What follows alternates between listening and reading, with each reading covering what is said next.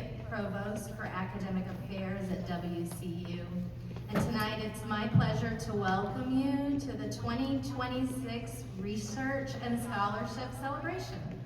This event carries on a 34-year tradition of elevating the importance of student and faculty research at WCU. And as you can imagine, over the years, our event has continued to expand. At this year's university-wide two-day event, we celebrate research, scholarship, and creative activities done by our faculty and students at all levels. We are hosting approximately 200 presentations, including 59 oral presentations and 3 performances that were given earlier today, a faculty presentation competition to be held tomorrow, and more than 140 posters and 2 fine arts exhibits available for viewing later this evening. I hope you'll be able to join us after this presentation on the concourse for some refreshments while you check out the posters and exhibits and talk with our presenters. As you can imagine, many people and departments worked behind the scenes to pull this event together, and I am grateful to the Office of the Provost, the Graduate School and Research, Hunter Library, and Brinson Honors College for sponsoring tonight's event and the two-day event altogether. I would also like to thank staff from the Ramsey Center, the University Center, Aramark Catering, Facilities Management, and the WCU Print Shop for their hard work in pulling the details together. I'd especially like to thank Suzanne Melton, our Research Programs Coordinator in the Office of Research and Administration, and our 2026 Leadership and Organizing teams who began planning this event in September. Collectively, their leadership makes this event a success, so let's take a moment to thank these folks with a well-earned round of applause.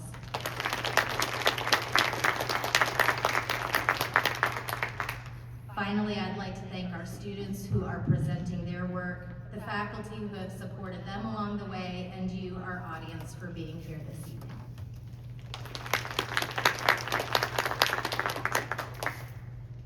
As you know, September 27, 2025 marked the one-year anniversary of Hurricane Helene, which tore through western North Carolina. The Catamount community proudly stepped up during the storm and its immediate aftermath, and WCU continues to support the rebuilding process. This year's Research and Scholarship Celebration features research related to flooding and regional response to Hurricane Helene, including understanding impacts as well as mechanisms for recovery and building resilience. As you tour the exhibits later this evening, you'll see tags for presentations that fit that theme, and I hope you'll be able to see how the scholarly endeavors of our WCU faculty and students have benefited the community and the region. Tonight's keynote panel is centered on interdisciplinary research related to Hurricane Helene response. We'll be talking to some faculty about their scientific research in hydrology, the coordinated use of geographical information systems, or GIS, with demographic and survey data to understand impacts, and interviews with those who had firsthand experience with the storm to explore the ideas of preparedness and resiliency. Before I introduce our panel, I'd like to share some resources for those who may find revisiting the storm traumatic. The storm impacted us all in different ways. Our Counseling and Psychological Services Center is available should you need to reach out. Also, the URL on the screen behind me has some helpful resources for supporting those who were impacted. Now I would invite our panel to come on up as I introduce you, so come on.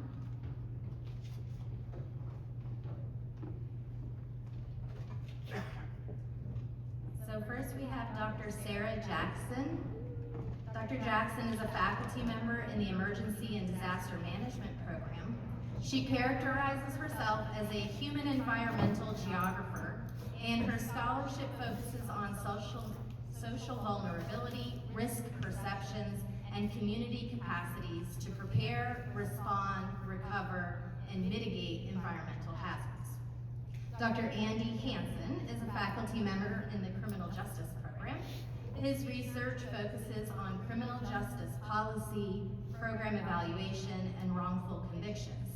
He is currently working with North Carolina's Post-Conviction Review Commission on a geographic analysis of wrongful convictions and an evaluation of their victim services program. Dr. Katie Schneider is a faculty member in the Geology and Natural Resources Department. She is a hydrologist. For those who don't know, hydrology is the study of the movement, distribution, and management of water on Earth. Dr. Schneider studies how land cover can impact watersheds and how modeling can best capture extreme events to support water management and planning. Dr. Diane Styers is also a faculty member in the Geology and Natural Resources Department. She utilizes a human-centered research approach alongside remote sensing and geospatial analysis to study social and ecological processes that drive landscape changes. She focuses on community engagement to explore climate adaptation and resilience challenges and opportunities in communities. And finally, Dr. Chase Harless is a faculty member in the Social Work Department. He conducts community-based research that centers on collaboration and community connections. His work supports public agencies in assessment of program effectiveness and community outcomes, and results inform data-driven decision-making. So let's welcome them to the panel.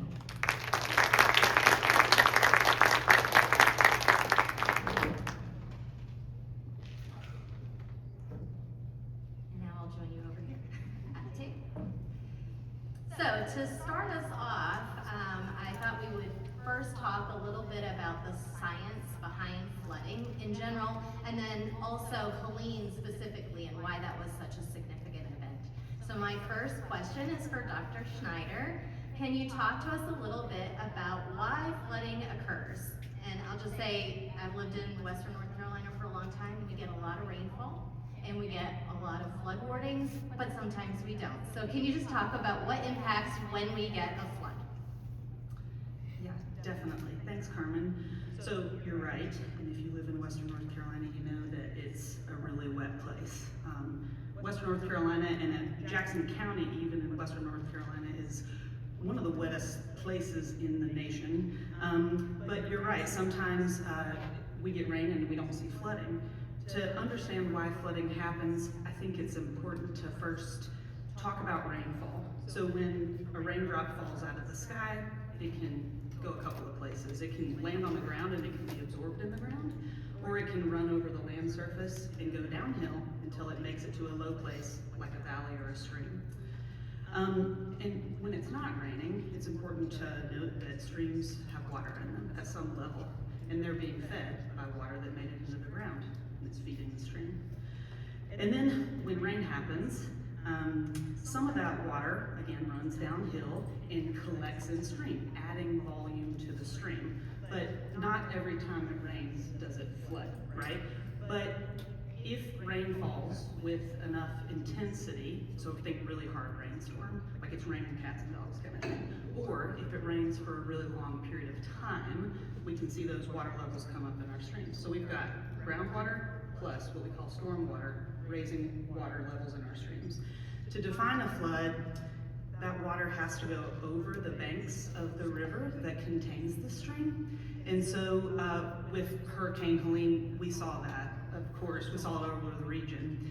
And that was mostly due to a long duration of rain. So you can kind of think about the land as a sponge. It got saturated and the rivers filled because they couldn't drain the water as fast as they were receiving water, if that makes sense. So in Cullowhee, we got about 10 inches of rain in 3 days approximately, which is relatively low compared to the rest of this region, which some places got 15, 20, or even 30 inches of rain in the same amount of time.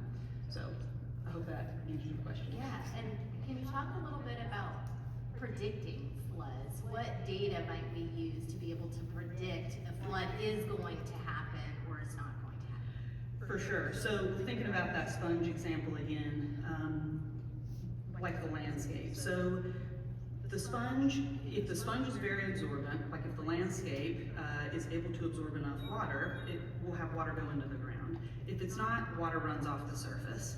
So prior conditions matter, how dry the sponge is before the storm starts. Land cover matters too. Is rain falling on a parking lot, or is it falling on a grassy area or a forested area? That impacts runoff too.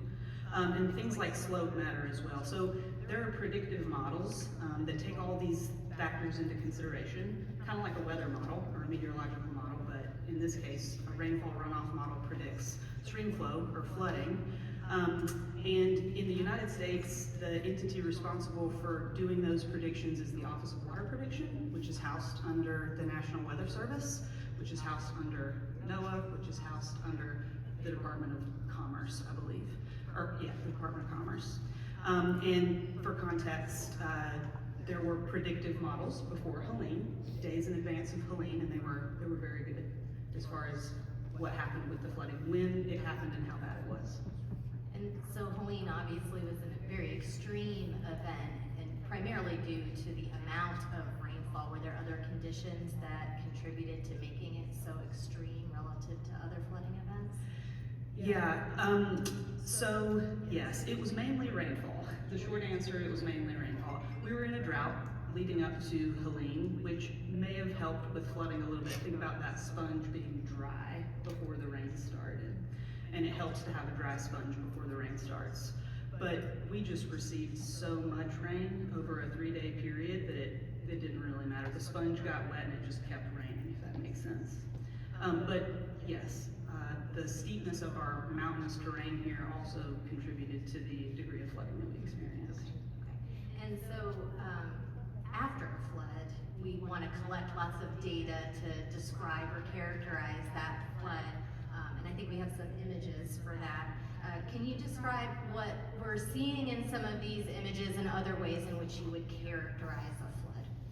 Yeah, so one of the most important things that we want to do shortly after a flood is to mark high water marks around streams. It gives us a record of how high the water went.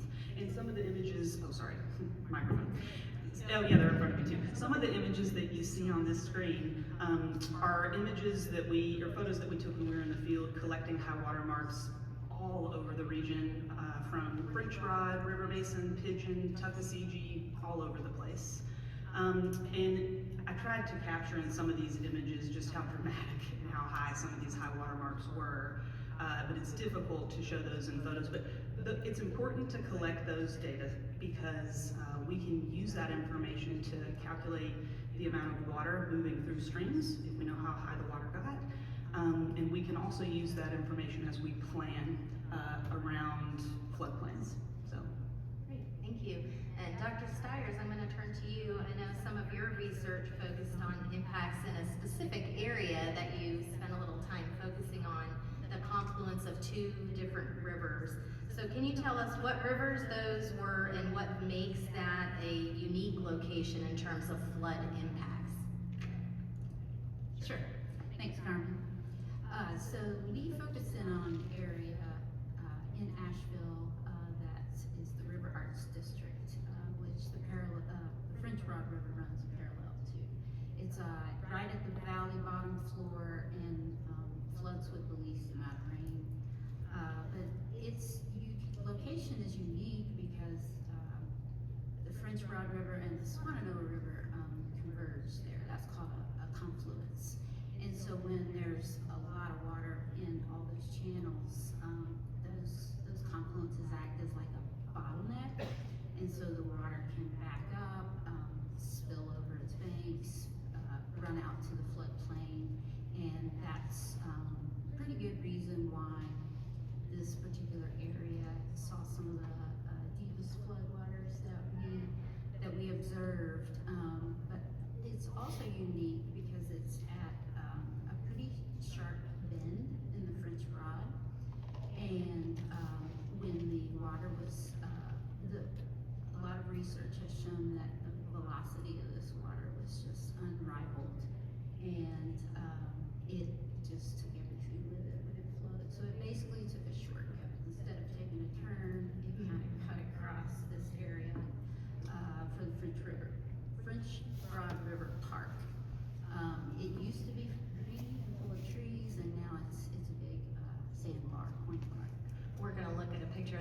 second, but the pictures that we have here, this is some of the damage. And you mentioned to me earlier the word impoundment. Can you explain an impoundment and how that also impacts flooding? Yes, absolutely. So when that water is flowing really rapidly across the landscape, it's grabbing things and taking it with it.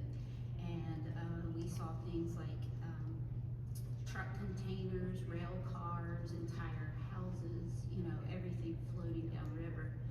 And a lot of vegetation as well. So this debris, the vegetation and structural debris, as it's flowing along these higher than normal waters, are getting trapped at bridges and other structural, kind of low structural devices over the river, and they cause impoundments or like a temporary dam. And so that kind of intensifies or enhances localized flooding in those areas. And I think that is what really made this storm unique, was that the amount of debris generated.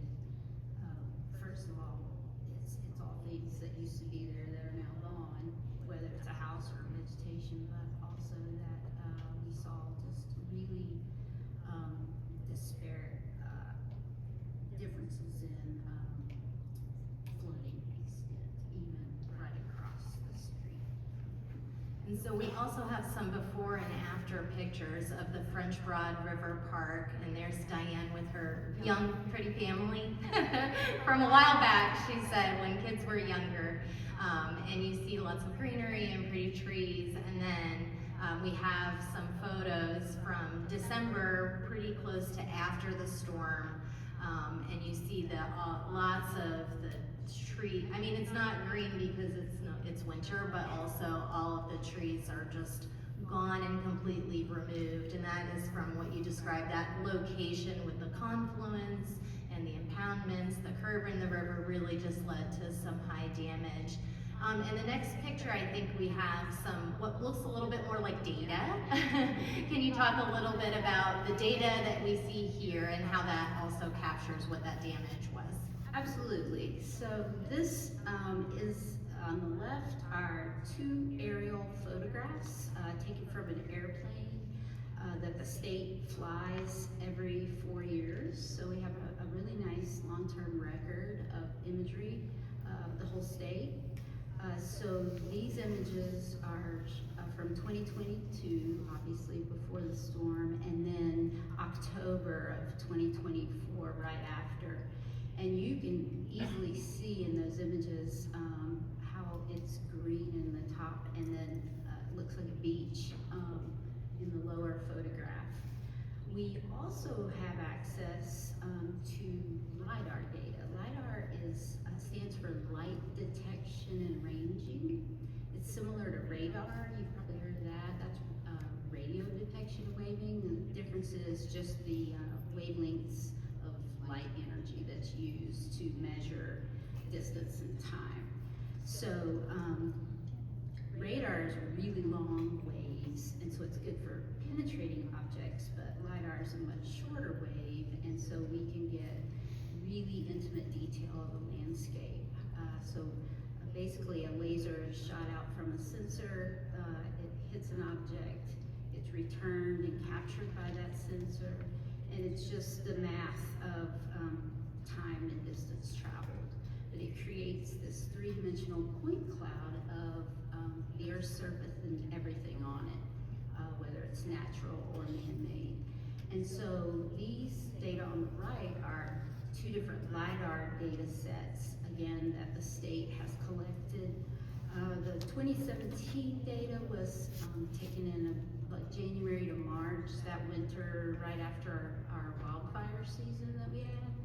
And then the lower one, they flew a special flight this past, I guess, the winter 24-25. Now they're actually flying a third one, so we'll have 2 back-to-back years of this LiDAR data. But I like these because they kind of show 3-dimensionally all the structural data that were lost.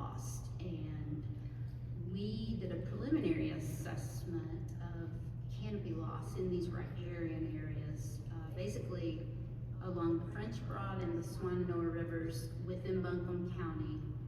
It was a little over 21,000 acres, and just within that 21,000 acre riparian buffer, so the vegetation along the streams and rivers, 1,900 acres of trees were lost. So it was 9% of the total tree coverage in that area, but 20% of the entire land cover in that area. And so we can basically just take these before and after data, whether it's an image or these LiDAR data, to look at change. We can see where it occurred, how much occurred. We can tell information about the size of the trees that came down. And what we're finding in these riparian areas is it's really different than what they're seeing in the upland areas where wind and blowdown occurred.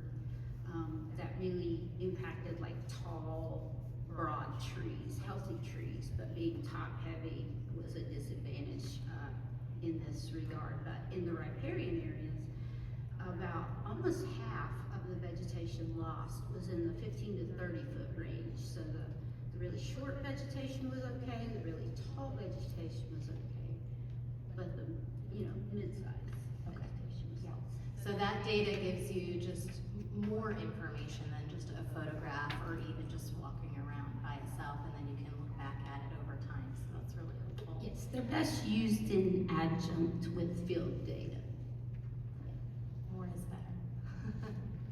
We're going to switch gears now and talk more about the community impact. And I failed to tell you about the QR code earlier, so it's going to interrupt my flow for a second. But we will have time for questions and answers at the end, I hope. And so if you're thinking of a question now, you can just snap that QR code and type it in. And I have an iPad here, and it'll get to me so I can ask it of our panelists at the end. So as we move into community impact, I'm going to talk to Dr. Jackson for a minute. Your work focuses to some extent on preparation, in part through early warning systems and things like that. Tell me a little bit about your collaboration with the National Weather Service, which was mentioned earlier, and they issue weather warnings. So talk about your collaboration with them. Yeah, absolutely. So one of the multiple projects I was involved in, this was the first that we executed. So we wanted to take kind of a macro level scale of the impacts that happen throughout Helene, both the physical and social impacts, look at existing community dynamics. So we examined all 300 counties throughout the Southeast that received a presidential disaster declaration. And we looked at rainfall amounts, we looked at landslides, we looked at FEMA disaster assistance that was provided, we looked at fatalities, and we kind of wanted to target throughout the region where were the impacts highest in these counties.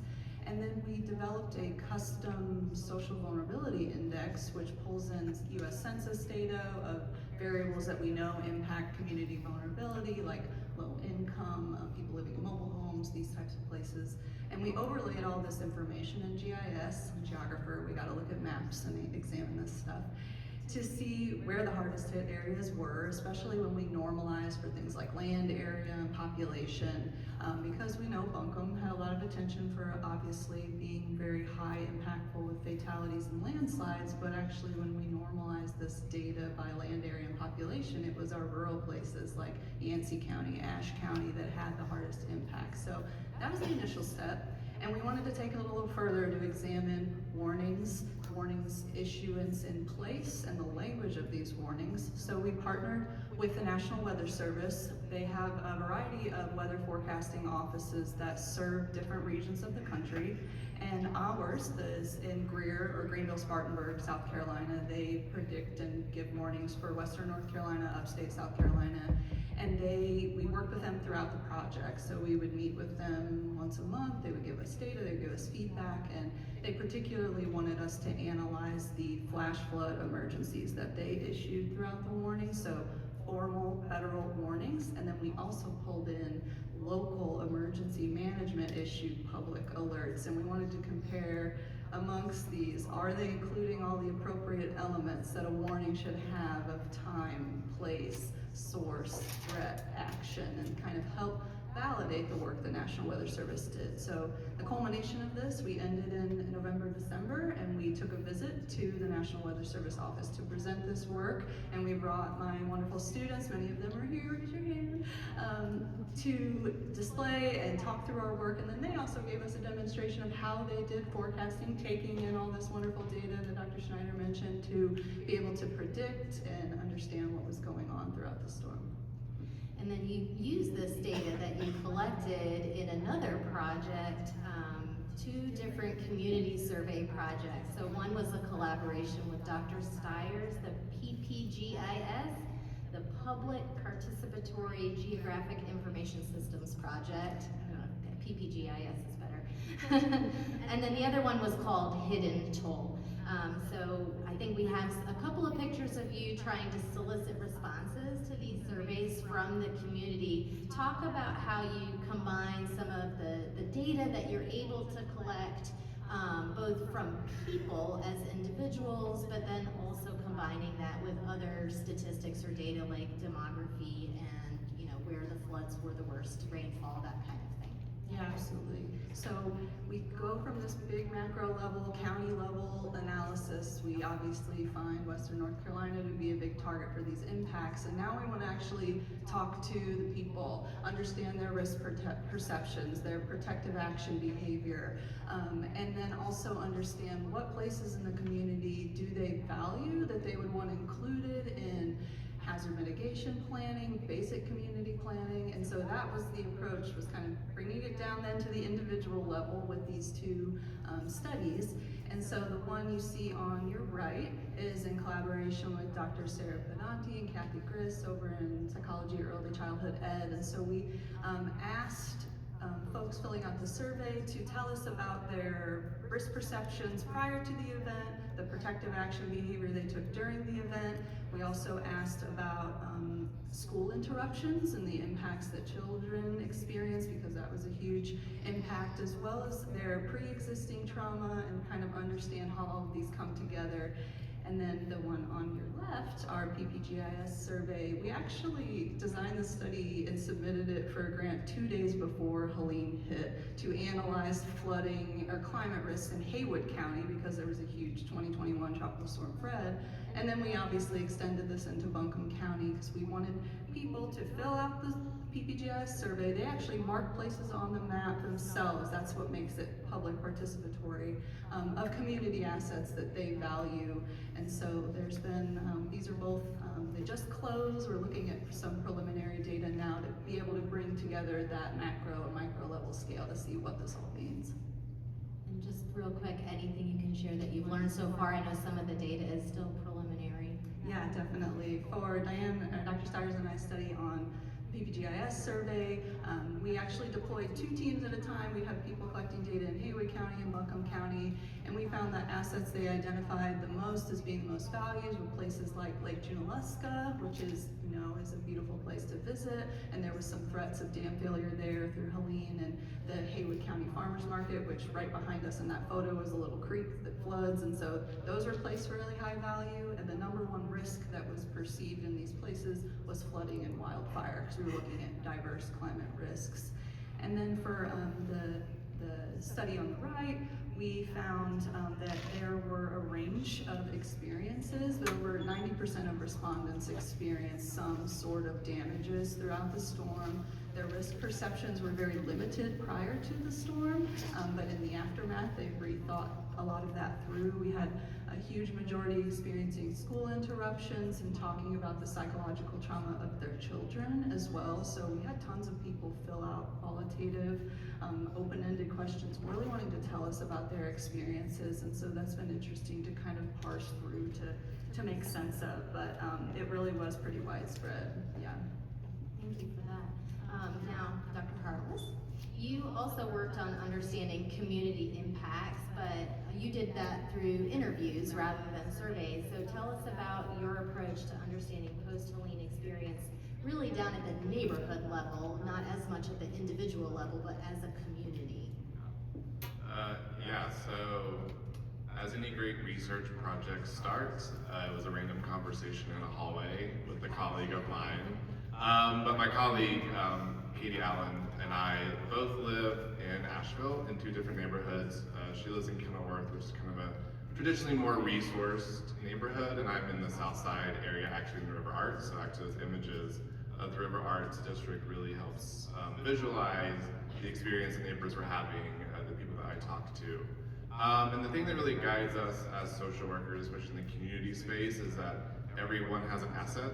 Individual assets are what build communities and neighborhoods. So we really wanted to understand those stories and what people were doing on the neighborhood level individually to kind of build this cohesion, especially in the aftermath of the storm. So that's exactly what we did. Given these kind of two different neighborhoods and hearing similar stories and also different stories, we're able to kind of see how these neighborhoods came together in similar and different ways, even when they're just, you know, a few miles apart in the same city. So what we really saw was, regardless of the neighborhood, as people really stepped in and helped out, there was this really huge desire to take care of, you know, your neighbors. We didn't have communication, obviously, for multiple days. No telephones, no internet, etc. So people really got connected to their neighbors and really stepped in to help out. And then through that, individuals were able to kind of step into spaces that maybe they didn't traditionally see themselves in. So an example of that in the Southside neighborhood, an individual who's lived there for generations and years, basically, who wasn't a designated community leader, stepped into that leadership space, right?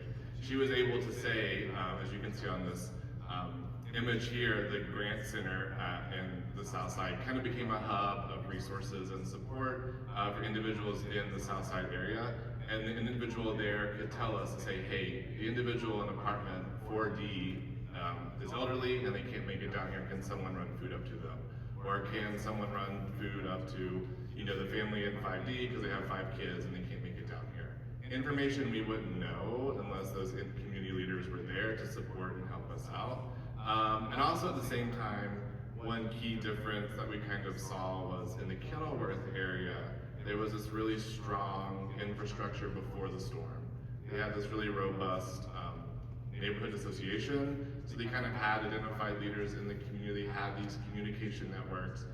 So when the storm hit, they were able to kind of jump into action right away because they kind of knew who can make decisions, who could be in charge, what is a good gathering space, which was the Kenilworth Church, which became the resource hub and kind of sharing space in the Kenilworth area. And that was kind of predetermined before the storm because they had this neighborhood association already created, as compared to the South Side, which kind of built this infrastructure in real time, actually. And it became very community driven and led. And I think what really sticks out is that the individuals in these communities led the efforts themselves. It was definitely a community-led effort where they knew exactly what they needed, they knew what resources they had, they knew what kinds of supports they had, whether it be outside of their own neighborhoods or within. And it kind of became this like self-regulated space where individuals kind of took ownership of that, and that kind of really created a sense of connection and bonding for neighbors where hopefully has sustained post-Helene. Where they kind of, I remember one individual actually in the South Side said that they feel kind of more connected and actually safer in their neighborhood because they know who each other is now. They know their names, they know their faces, people they would never have met before, they do now know because they kind of had this space of gathering and this connection that was kind of forced upon them, honestly, as a result of Hurricane Helene. So I think what really stuck out to me was, while both spaces operated in this self-regulated, kind of self-driven way, that kind of infrastructure that was built before kind of helped support the Kenilworth neighborhood a bit more in the South Side when they kind of put the wheels on, kind of build the car as they were going.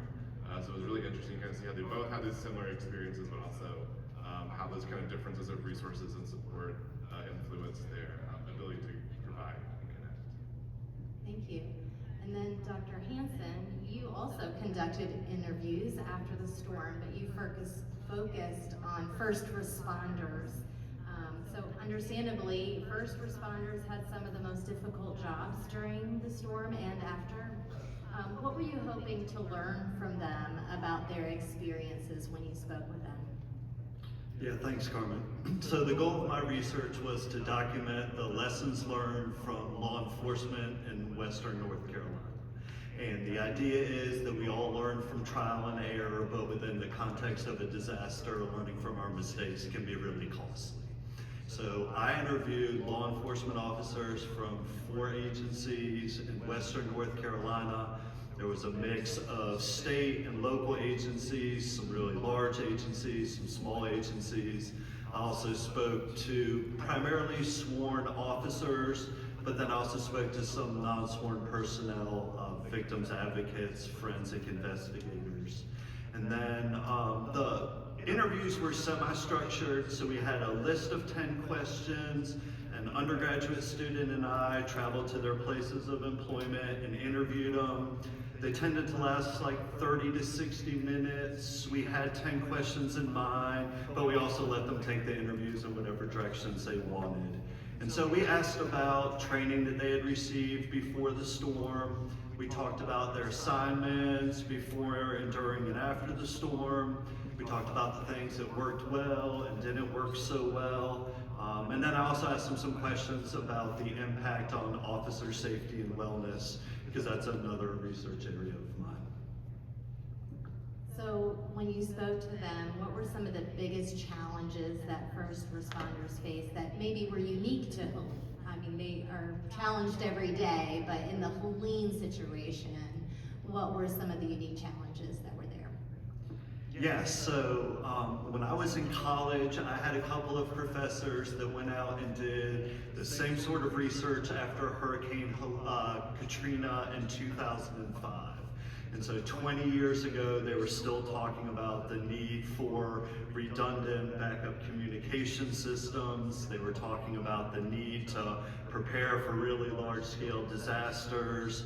But then you fast forward 20 years, and certainly we're much more reliant on our cell phones now, and not just for communication, but being able to buy gas and other supplies and for mapping.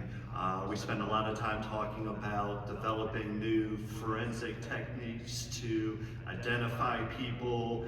We talked a lot about drones.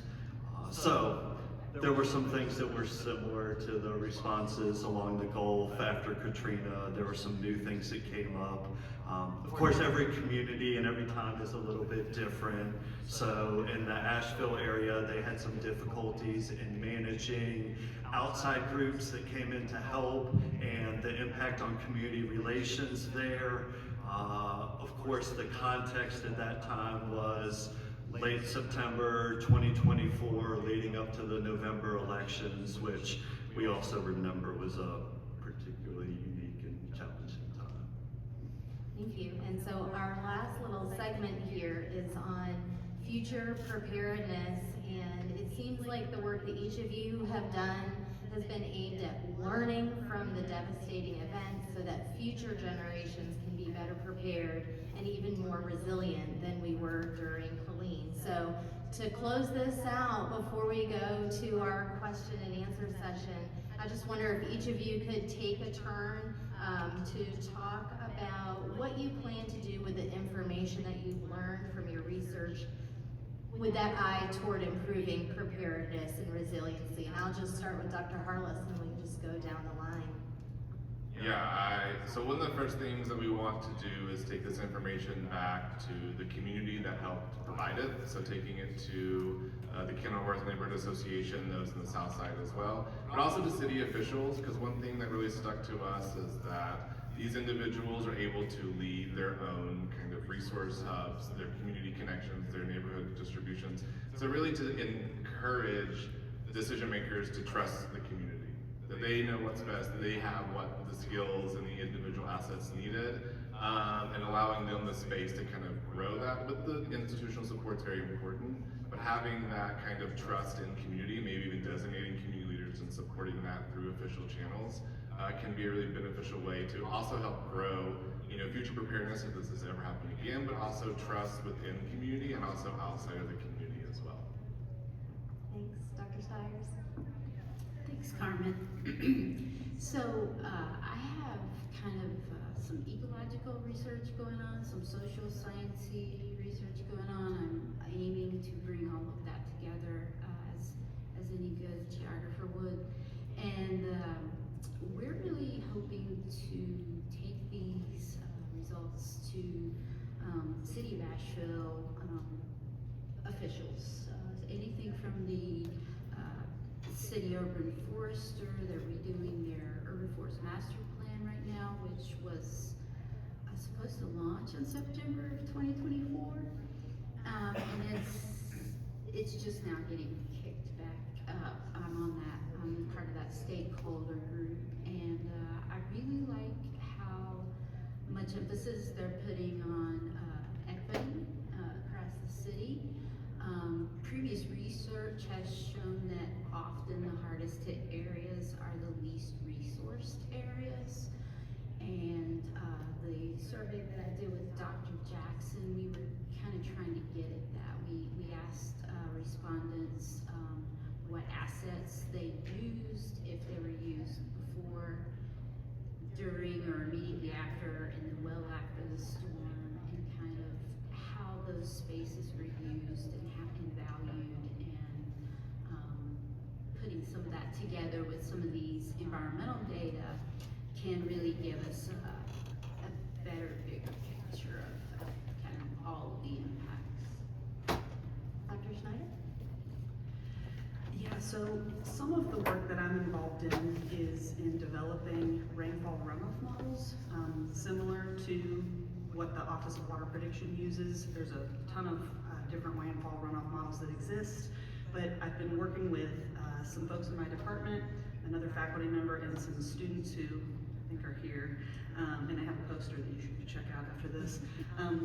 We are working on developing a model that was developed by the U.S. Army Corps of Engineers for the area on and around campus. Right now we have it developed for a piece of property called Gribble Gap, which is owned by campus, not on main campus, but we want to extend it to Cullowhee Creek, because currently there is no river forecast model that exists for Cullowhee Creek. The Office of Water Prediction has these models set up for much bigger streams, and we'd like to develop something that we can use on campus. So right now, what we're working on is developing a hindcasting model rather than a forecasting model, which is kind of how all good models start. You take your model, you build it, you test it against things that have happened in the past. And then you tweak the model until it gets really good at predicting what's happened in the past, because you have data from the past, not from the future. And that process is called calibration. And once you have a really well-calibrated model, if you can get your hands on good meteorological forecasting data, you can run it through your model and get a river forecast. So that's kind of one of the things that we're working on that could be useful here on campus. And also, even if we weren't going to use the model for forecasting, when you have a well-calibrated model, the sky's the limit to what you can explore. The students that the group that I've been working with this past semester, the past year, we've been looking at how what we call antecedent conditions or prior conditions, if they would have been different before Helene, would the flooding have been worse here? And another way of saying that is, if the sponge would have been wetter before the rain started, would it have been worse here? And we think so, and we can explore all kinds of cool questions like this once we have a really robust model. So we hope that our modeling work can be informative to the local community, but also hopefully make contributions to our understanding of floods in mountainous regions. Way to bring it full circle, and you're going to leave here thinking of the earth as a sponge, I promise. Dr. Hansen. Yeah, so big picture, the hope is that future generations and the agencies that participated and other agencies can learn from our experiences with Hurricane Helene indirectly and not have to experience them and learn them the hard way. I suspect that having a documentation of the things that worked well will be helpful in making funding requests. Sometimes it's helpful to have that voice coming from, or that being an external voice. It's also going to be interesting to see what kind of policies and technologies and ideas develop when people go through the findings and they look through them within the lens of their own unique communities and agencies and needs. So, like, one thing that came up was the importance of mutual aid, which is just the idea that not all communities are going to be prepared and have all the resources that they need for these large-scale events. So it's a voluntary system and we all share. And one thing that came up was how difficult it was to order aid and to document it so that you could help people in hindsight. So now we're trying to develop some systems to help with that process. And I never thought going into this that I would be learning how to build an app at home. So, so it'll be interesting to see what other kind of ideas are developed too. Thanks. Dr. Jackson?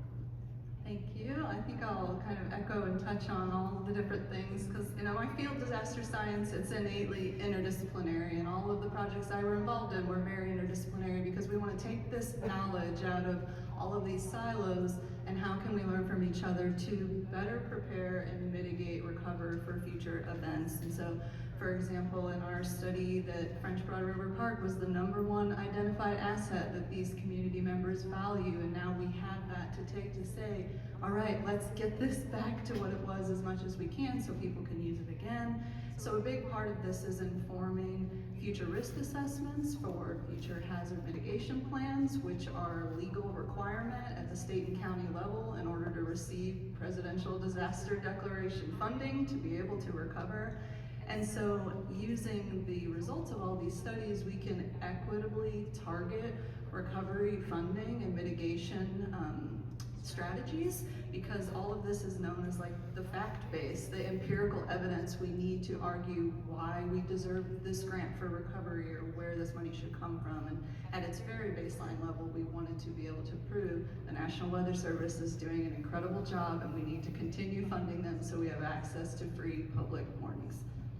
Thank you. And before we jump to the questions, I want to quickly do a few acknowledgements. Our panel was selected today based on their receipt of some grants, and I'm very proud that WCU was able to pull together almost $100,000 to support the research for these folks. There's some other funding there as well. And as you heard mentioned a couple of times, students have been involved in these projects. The font is tiny because we have to fit lots of names on there. There's other faculty collaborators that were included in the research as well. And then lastly, we're very pleased that this work is already out there in the world with some presentations at some national conferences, and there's plans for some future publications as well. So with that, I'm going to try to navigate over to questions. Font is small. So first of all, how many of you live in Nashville? Okay, let me give this to Dr. Harless. What was it like to be researching something as a scholar that you also experienced as a human being, literally in the neighborhood that you're researching? Great question. It was difficult. I mean, in all honesty, in the sense of these were my neighbors, these were people that I shared similar spaces with. But what I think really will inspire the research was mine and my collaborator Katie's personal experiences, but also wanting to document the stories of individuals who maybe wouldn't have the opportunity to do so, especially in neighborhoods that maybe aren't as connected or supported as they should be. So we saw this as an opportunity to share these individual stories, especially knowing what we all kind of experience and kind of wanting to have that shared understanding. And a lot of individuals told me, because these interviews happened later last year, so a bit of it was kind of, they said therapeutic for them to kind of talk about it, to kind of process it and kind of work through it, but obviously have resources available if they needed that. So it was a bit of both like hard, but also healing at the same time. Okay, this one I'm going to give to Dr. Schneider. With historical floods, and Dr. Styers, you could answer too. With historical floods such as Asheville's 1916 flood and Cullowhee's 1940 flood, how does discussion of the broader history affect our understanding of Helene? Really good question. And honestly, I wish that historical floods did impact the conversation more, or at least the conversations I'm hearing. I'm in the hydrologic sciences. I'm out of the communications sphere on this, which is very interesting. But when we hear people say things like, we never could have expected this, or this is unprecedented, I think that maybe we are using the wrong narrative or the wrong language there, because in 1916, we saw a flood that was really close to the same magnitude of Helene, caused by a really similar storm system. We know that every time hurricane season happens, that we can see hurricanes travel up the East Coast. We see something called orographic uplift happen in the mountains, which is where we get a lot of rainfall in the mountains because water condenses as it moves up the mountains and it falls down. We see flooding related to hurricanes over and over and over again. And so I don't know if I'm really answering the question, other than I'm expressing a little bit of frustration because I don't know that we are acknowledging the threat and the danger and the frequency of flooding in this region, frankly. And while I have been equal parts awed by the resilience of this community, I have the other part of that's equal part is it's discouraging to see development happen exactly where it did happen, or where floods happen in floodplain. The reason that floodplains exist is because floods happen. And we quantify floods by, we call them recurrence intervals. We say, oh, that was a 100-year flood, that was a 200-year flood, that was a 1,000-year flood, or whatever, which is one of the reasons why collecting high water marks is important, because it can help us with understanding those probabilities. But our models, our probabilistic models are mostly underestimating the frequency, because we can only look at a historical record that, if we're lucky, goes back 100 years. So we're putting numbers on these storms that's like 1,000-year, 200-year, whatever, when we really only have about 100 years of data to make that guess. So I'm getting a little off topic here, but sorry about that. But it's frustrating, I think, that to whoever asked this question, to your point, that we have these historical examples, and I don't know how much we have learned from them, but I really hope we can learn from this one. Yeah, and I think Dr. Hansen alluded to that as well a little bit, like we're rehashing some of the things we learned from Katrina, right? So Dr. Hansen, can you talk about what you found out about the mental health and well-being of law enforcement and first responders? Yeah, so I heard some really difficult, really traumatic stories. And then they also told me about working these really, really, really long shifts. But at the same time, because I would ask them directly, they wouldn't have wanted to do it any differently. They seemed really proud.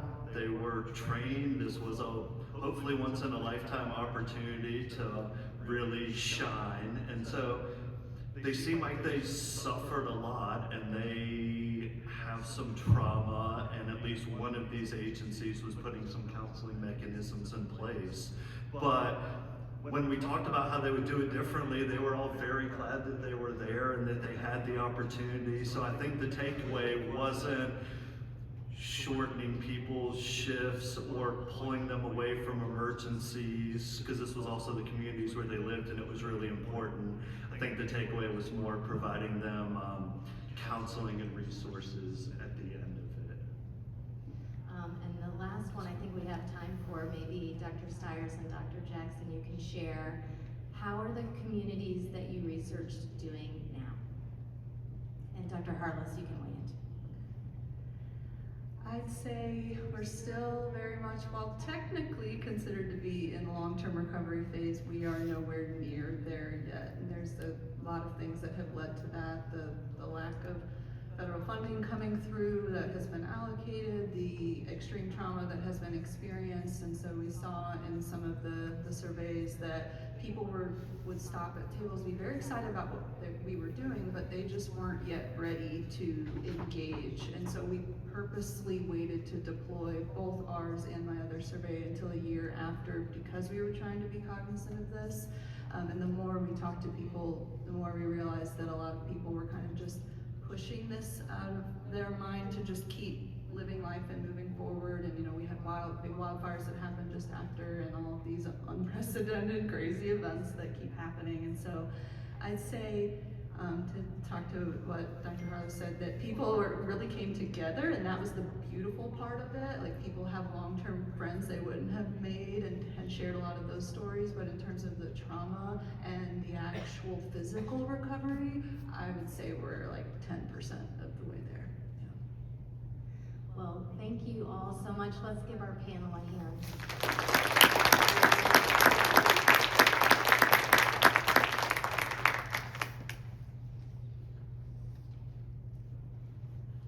So as we wrap up our keynote panel presentation, I'd just like to take the last few minutes to celebrate the accomplishments of some of our students and recognize the contributions of faculty, staff, and others who value the mission and vision of research at WCU.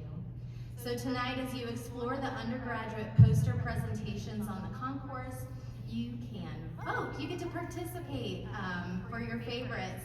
Each poster includes a unique QR code. Just scan it with your phone and you can cast your vote. First, second, and third place winners will be recognized at a later date by the Undergraduate Research Office.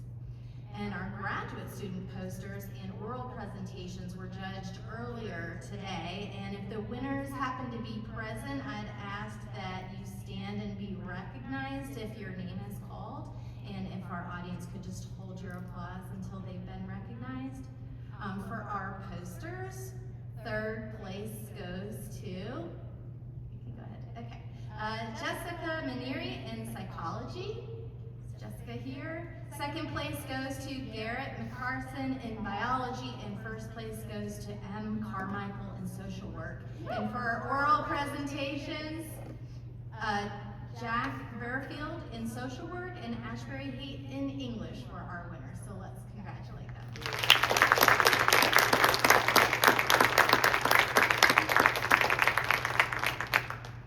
Finally, we had hosted in the fall the graduate 3MT competition. So 3MT stands for the 3-minute thesis. We of course open that up to any kind of research project or business plan, other things that our graduate students want to talk about in 3 minutes. No pressure. So they do a competition to one slide, explain their project in 3 minutes. And again, if our winners from that competition are here, I'd ask you to please stand to be recognized and the audience can hold their applause.